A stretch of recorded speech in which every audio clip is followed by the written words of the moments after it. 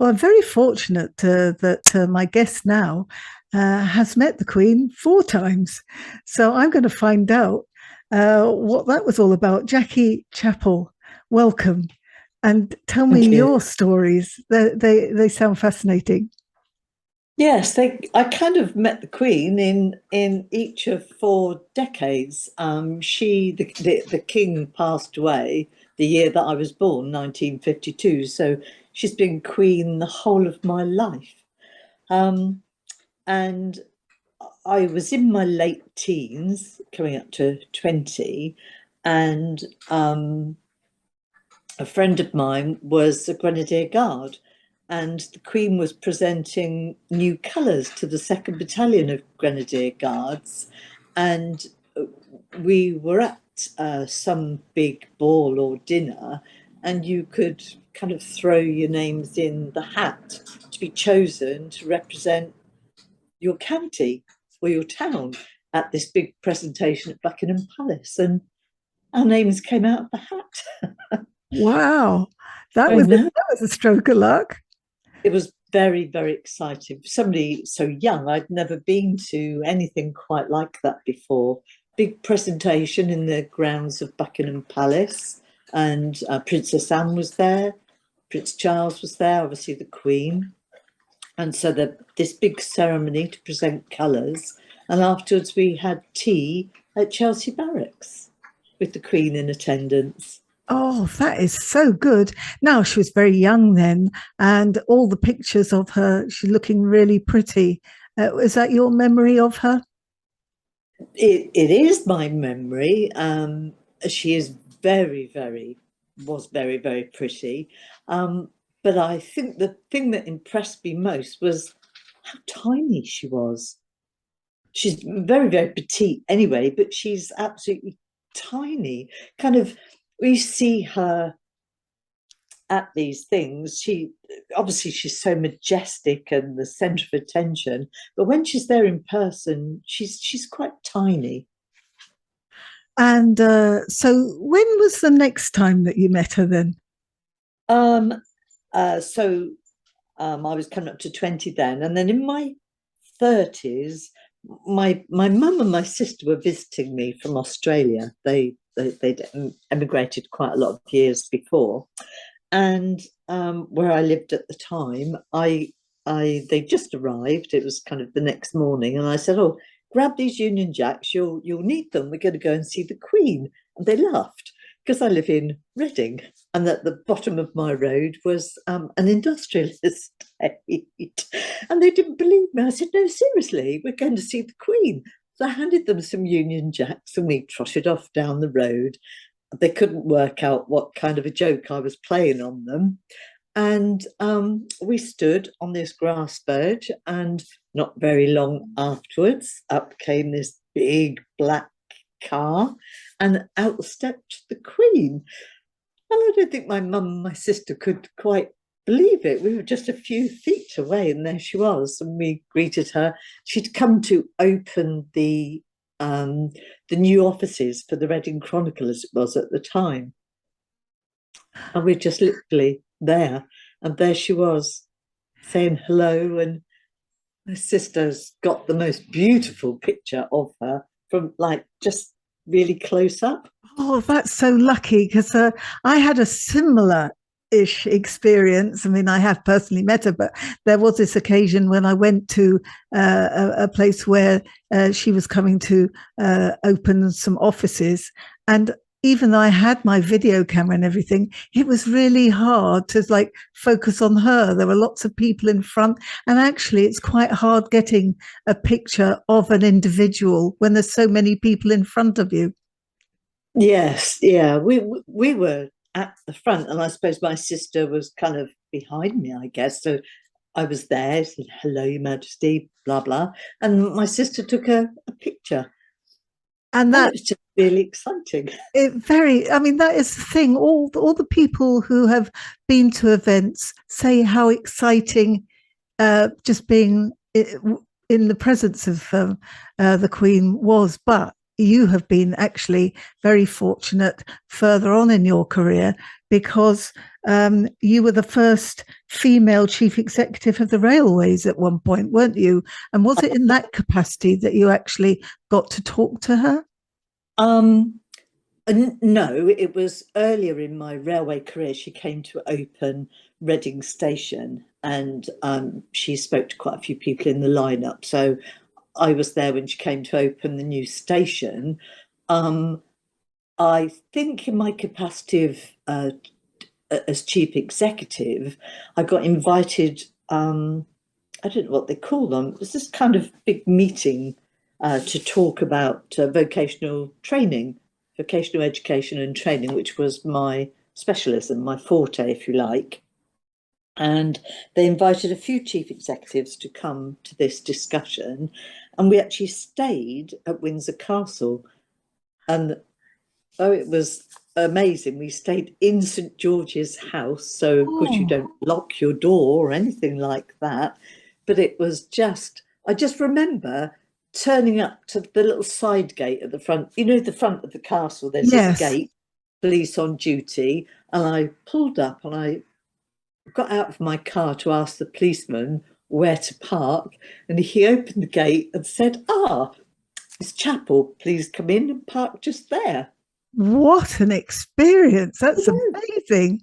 I mean, is it like a spooky place to stay at?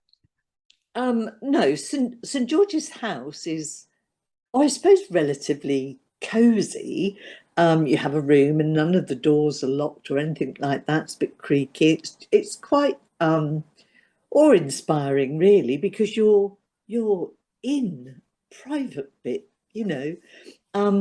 But what actually happened, we were invited to anybody who was Christian, which I am, was invited to actually take communion at the morning service, which the Queen obviously attends, and she was there. She does take hers privately, but I think there we were, taking communion with the Queen.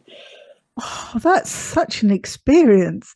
And you've been to that chapel since, haven't you? Yes. Because we'd stayed in St George's, that there's kind of it's called Friends of St George's House, and the people who become friends of St George's House, and we kind of sort of pay a monthly subscription to support the work that they do, and each year they have or had special meetings. This probably pre-COVID, and you could apply to be one of the people chosen to attend. And I've been a few times. I saw Charles Handy came to speak on one occasion, and another time it was the South African Premier de Klerk. We went there to hear him. I took my dad that time, and afterwards you had drinks and nibbles with Princess Anne was usually there, but it was Prince Philip's. It was one of his events, if you like, and you would stand afterwards and have nibbles and drinks and mingle with anybody from the royal family that was there. So, we are now, in the throes of, unfortunately, following the death of the Queen, and Prince Philip died not long ago. It must all be, it's surreal, isn't it? I found it quite shocking that we didn't have any forewarning. Because she was still doing her duty on Tuesday, and then on Thursday we're having awful news, unimaginable, really. I just found it kind of very shocking in its suddenness. Yes, I think a lot of people have felt that. And what has it been like with all this sort of wall-to-wall coverage almost? And I got quite affected when I saw the coffin. It sort of brought it home to me then. That's exactly, and I was feeling that even more today. I watched her journey from Balmoral to Edinburgh. I watched most of that because I expect we remember when we lose loved ones that are really close to us, it's when you actually see the coffin, it just brings it home just how final it is. And Yes. I was feeling for the king and Princess Anne and Andrew and Edward, obviously. I was just really feeling it today because they walked behind that coffin, and that's usually the hardest part of you losing somebody. But they've done that today. They've a vigil to do. They've another walk behind a coffin and another service to do. And I remember what it was like to lose my parents, and I don't know that I would be able to show the fortitude that they're showing. No, and grieving in front of thousands of people must be very, very difficult. So, have you been to any events, and do you plan to go to London? Maybe I'm planning to go on Wednesday. I went actually to my local church on Saturday. They opened the church for people to light candles, have a quiet prayer, and to sign the book of condolences. I did that on Saturday, and a friend of mine, an ex-military friend who wanted to say goodbye to the best boss he ever had, asked me to go to see her when she was lying in state. But unfortunately, I had an op on my legs, and I can't risk being caught up in a queue and standing for 6 or 7 hours at a time. So what we might actually do is go to Windsor and watch the funeral on big screens and just, be there. So finally, for all those that maybe haven't uh, been so close to the Queen as you have, what sort of message have you got about your lasting memory and what you hope for the future? My lasting memory is that she's got a lovely voice, so kind. That smile, it just lights up a room, or lit up a room. And I shall be eternally grateful for everything she's done for us.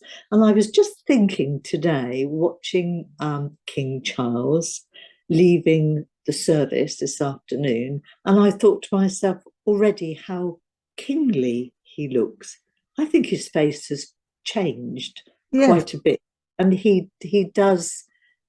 I think he's changed. I think he's ready, and I think he's going to do a good job. He's learnt from the best, hasn't he? He definitely has a wonderful role model. Well, Jackie, I knew your story would be interesting. It's even more so. And I thank you very much for taking the time to talk to me. And I wish you well during this time. And well, hopefully, we'll talk about other things another day.